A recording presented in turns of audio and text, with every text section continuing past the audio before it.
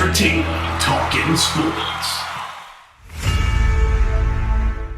What is going on, football fans? Back at it with another New York Giants video. And in this video, we're going to jump into the 4th overall selection this year by the New York Giants. Just 7 starts into his career, the left tackle prospect out of Georgia, Andrew Thomas, who seems to be talked about by everyone in the press this week. I'll jump into some of the quotes that came out of some of the articles, one from his former coach while at Georgia, and another from Joe Thomas, of course, the former offensive tackle great out from Cleveland. He talked about some of his thoughts coming into the pros and what he thought about Andrew Thomas and why he may or may not be struggling so far into his career, and I thought some of the points were very good. He also said some bad things about Andrew Thomas, and he seems to think that the New York Giants may have reached a bit, and he thinks that he still needs some maturing to reach his full potential in the NFL. Now, of course, the book on Andrew Thomas, by a lot of experts coming in, that he was the safest prospect that may not have had the highest ceiling of some of the other individuals, that being Mekhi Becton, Tristan Wirfs, and Jedrick Wills. And in this video, I'm going to jump into how those guys have performed and compare it to how Andrew Thomas has performed just 7 games in. I'm also going to jump into some of the early first-round picks at the tackle position from 2015 to 2019, talk about how they did in their rookie season and how they progressed throughout their careers, being that Thomas was an early first-round draft pick. One of those guys, of course, being Ereck Flowers, which I think also adds to the panic by New York Giants fans, and rightfully so. The New York Giants have missed horribly at the tackle position, the left tackle position in particular. They drafted Ereck Flowers hoping that he'd be the left tackle of the future. Didn't work out. He ended up playing for Washington. Now he's over with the Miami Dolphins, playing the guard position where the New York Giants did not shift him there.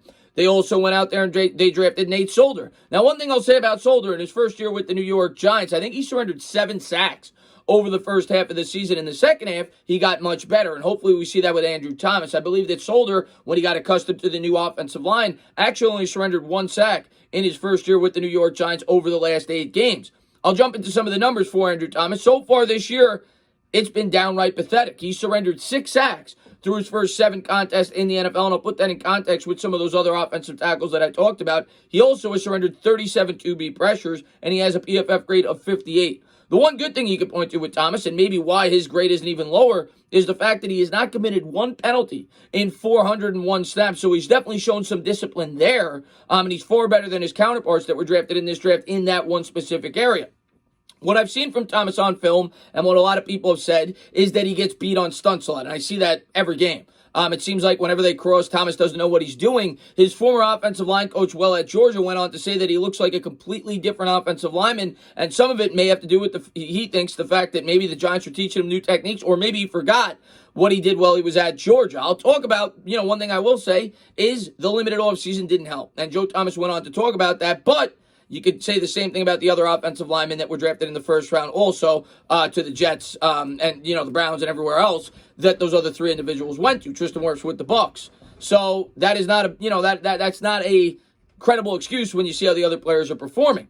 When you combine their sacks given up, it's been 7 in comparison to Thomas's 6 by himself. The other 3 combined have surrendered 7, and they've surrendered less pressures in total in comparison to Andrew Thomas. Now, there's some factors. Mekhi Becton only has 226 snaps. So I think a lot of people that are jumping on Mekhi Becton are saying he's been phenomenal. And don't get me wrong, he's definitely an imposing force when I watch the Jet games. But when you look at Becton in comparison to Andrew Thomas, Becton has only had 226 snaps. Andrew Thomas has had nearly double at 401.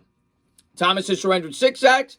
Becton surrendered 3. Becton surrendering a sack once every about 75 snaps. Thomas once every 68 or so. So they're fairly close there, and Becton's committed 3 penalties in half the snaps, or close to half the snaps, where Thomas has committed 0. Tristan Wirfs on the right side has been phenomenal. Now, granted, he's playing with Tom Brady, and he's also on the right side, but he's only surrendered 1 sack. He has a PFF grade of 72, and he's only committed 3 penalties in 482 snaps. Jedrick Wills, the offensive tackle that a lot of New York Giants fans wanted. A lot of people said he was very polished. His technique looked very good. He's been better. He hasn't been phenomenal, but he's definitely been better. 435 snaps. He's given up 3 sacks and 4 penalties, and his PFF grade is actually pretty comparable to that of Andrew Thomas. I think he has a 59, Thomas with a 58. So they're pretty close, and none of them are blowing you away when you look at some of the pass tackles in recent years, and I think some of that may have to do with the shortened offseason. Now, you've definitely seen some growth out of some of them, and we have not seen the growth yet out of Andrew Thomas, and maybe some of that has to do with the new scheme and Daniel Jones, or maybe some of it does have to do with the fact that Andrew Thomas could be a bust. Now, I'm going to continue to say I'm going to give Andrew Thomas a lot more than 7 games, and Joe Thomas went on to say that he feels like 4 or 5 games into the season, that is kind of like just catching up for an offensive lineman that would have been in a normal offseason in his rookie year. So I do think the panic is coming a little bit early, but I think it's fair to at least have questions about the pick when you see how some of these other tackles are performing. When you look at some of the past tackles, there were 7 tackles drafted pick 15 or earlier from 2015 on. One being Brandon Scherf. Now, Brandon Scherf is a guard. I'm not sure if he came in as a guard with Washington, but in his rookie year, he had a 74 PFF grade in comparison to Thomas's 58, and he surrendered just 2 sacks over the course of the entire season. Eric Flowers with the New York Giants finished with a PFF grade of 54.8. He did surrender 1 less sack for the entire year with just 5, but he committed 10 penalties. And we all remember that Eric Flowers was horrible as a New York Giant. Ronnie Stanley, when you look at his numbers, they're pretty incredible. He had a 74.8 PFF grade, which is very good for a rookie in his rookie year. He surrendered 3 sacks, which is half what Thomas has surrendered already so far this year. He did commit 9 penalties. But since then, he has only given up 8 sacks for his entire career, if you include his rookie season, from 2016 on. To put that in perspective, Thomas has surrendered just 2 less sacks in his first 7 games. Stanley's been in the league now for 5 years. So Thomas is definitely struggling in comparison to him. Jack Conklin had an immediate impact. I believe he was an All-Pro in his rookie year at an 80.6 grade with 2 sacks allowed and just 2 penalties, and has only surrendered 13 sacks for his entire career. Of course, he is on the right side. Laramie Tunsil struggled a bit in his rookie year. His grade was not good, 64.3. He did only surrender 1 sack, 5 penalties. He's given up 10 sacks for his career in comparison to Thomas's 6 in just 7 games. Mike McGlinchey did struggle in his rookie year. I think he was the 8th or 9th overall selection out of Notre Dame for the San Francisco 49ers. He had a 74.8 grade, which is very good. He did, however, give up 5 sacks and 5 penalties. Colton Miller is a guy who struggled mightily in his rookie year. I think he was the 14th or 15th overall selection. He gave up 16 sacks and committed 8 penalties and had a grade under 50 in his rookie year. Since then, he's improved. In his second year, he gave up 7 sacks, and so far this year, with Oakland in his 3rd season, has not surrendered a sack the entire year. So it goes to show you, especially at that position, that players can improve and get better. Now, I certainly understand why New York Giants fans are quick to judge. He was the 4th overall selection. It's been a team that's struggling. We've struggled specifically at that spot, and the New York Giants did everything they could to fix it, and so far, he has been downright bad. I mean, there's not much good to say about the way that Andrew Thomas has played other than the fact that I suppose he's been disciplined, and there's spurts where he looks pretty good, but he looks lost out there half the time, and guys are running around him, and it needs to get a lot better over the course of the second half of the season if New York Giants fans are going to have any faith going forward, and hopefully they do. A lot of Giants fans have talked about the possibility of shifting Parrott to the left side and putting Thomas on the right.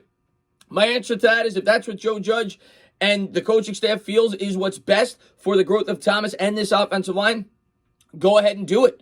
And I think hopefully the New York Giants make the right decision there. I don't have the answer there. I can just hope and pray that Andrew Thomas was the right selection. The guy did not surrender a sack in his last year while at college at Georgia. But Thomas did go on to talk about that, and we're going to pull up some of the quotes as to why that may or may not have been. So let's jump into some of the quotes from Joe Thomas. Here's what Thomas had to say. When I watched Andrew, I saw a guy with a lot of potential. Great athlete, big, strong, fast, moves extremely well. All the things that you get in a top 15 prospect as an offensive tackle, Joe said, but he was the least natural from a technique standpoint. If you watch the offensive linemen, when you get into a bad position, because they eventually will, can they recover?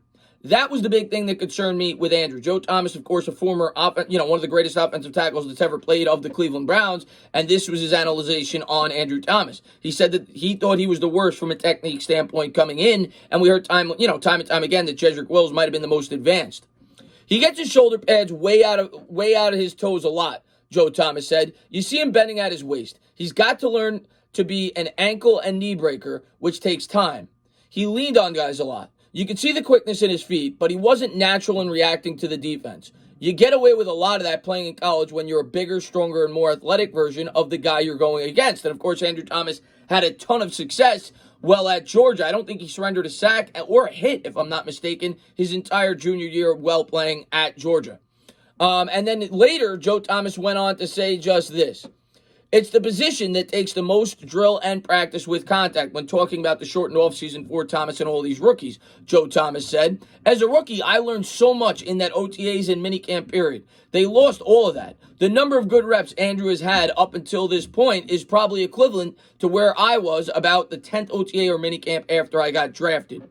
I could see significant improvement from where he was in college, Joe Thomas said. I could see the foundation being built. But I still see him getting into that position where his pass set looks really good. He's at the point of contact where I think things are going to be really well, and then all of a sudden he reverts to the bad habits, and the guy is around you before you even realize it. I think he's going to figure it out with those reps, but he hasn't proven it yet.